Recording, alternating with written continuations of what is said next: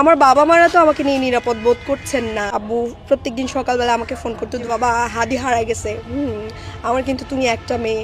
আব্বু তোমার সাথে কি লোকজন আছে, তোমার সাথে কি গানম্যান আছে? আমি প্রত্যেক দিনই মিথ্যা কথা বলছি, যে বললাম আমার সাথে 4 জন পুলিশ আছে বাবা। সিরিয়াসলি মিথ্যা কথা বলছি। আলটিমেটলি তো এটা সত্যি কথা যে ইন্টারিম গভর্নমেন্ট ফেল করেছে, তাদের প্রতি যে এক্সপেকটেশন ছিল সেটা পূরণ করতে পারেনি।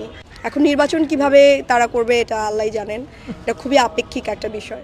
গত 7 দিন ধরে আমি জানি না আমার আব্বা আমার বাবা এটা দেখবেন কিনা, আমি প্রত্যেক দিন আমার বাবার সাথে মিথ্যে কথা বলেছি। আমি বলেছি যে আমি প্রত্যেক দিন যে মাঠে ঘাটে নামতাম, আমি আব্বু প্রত্যেক দিন সকালবেলা আমাকে ফোন করতো, দুপুরবেলা আমাকে ফোন করতো, সন্ধ্যাবেলা আমাকে একই ফোন করে একই প্রশ্ন, বাবা আব্বু তোমার সাথে কি লোকজন আছে, তোমার সাথে কি গানম্যান আছে, তোমার সাথে কি আছেন? তো আমি আমি আমি প্রত্যেক দিনই মিথ্যা কথা বলছি যে না আমার সাথে লোক আছে আমার সাথে। এবং সে যেহেতু আমার বাবা এখনও বাটন ফোনই চালায়, সে যেহেতু বাটন ফোনে, আমি যে বললাম আমার সাথে 4 জন পুলিশ আছে বাবা। সিরিয়াসলি মিথ্যা কথা বলছি। আমার মা দেখবেন হয়তো এটা। তো এই যে তো আমি তো অনেক সাহসী, ধরেন আমার সাহস বেশি, আমি চলে যাচ্ছি।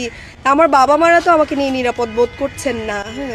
তা আমার বাবা আলটিমেটলি বলছেন যে বাবা হাদি হারায় গেছে, আমার কিন্তু তুমি একটা মেয়ে, তুমি হারা গেলে তো তো নিরাপত্তা আসলে শুধু আমার জন্য না, এটা একটা এটা একটা সর্বজনীন বিষয়।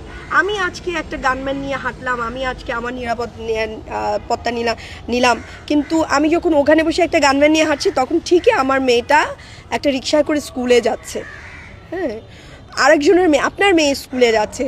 তো আমি আসলে তাহলে আলটিমেটলি তো কিছু না, আমাকে একটা গানম্যান দিয়ে নিরাপত্তা দিলে তো আলটিমেটলি কিছু না। এই মানে এই দেশের যতক্ষণ পর্যন্ত সিস্টেম চেঞ্জ না হবে, যতক্ষণ পর্যন্ত আইনের শাসন পুরোপুরি প্রতিষ্ঠা না হবে, ততক্ষণ পর্যন্ত মানুষ আসলে নিরাপদ বোধ করবে না। আলটিমেটলি ন্যূনতম ইনসাফ, ন্যায় বিচার, ন্যূনতম আইন প্রতিষ্ঠা করা, এটা যতক্ষণ পর্যন্ত না আসবে ততক্ষণ পর্যন্ত আমি একা প্রার্থী হিসেবে মানে কী করব, নিরাপদ হয়ে কী করব, এটা আসলে হবে না।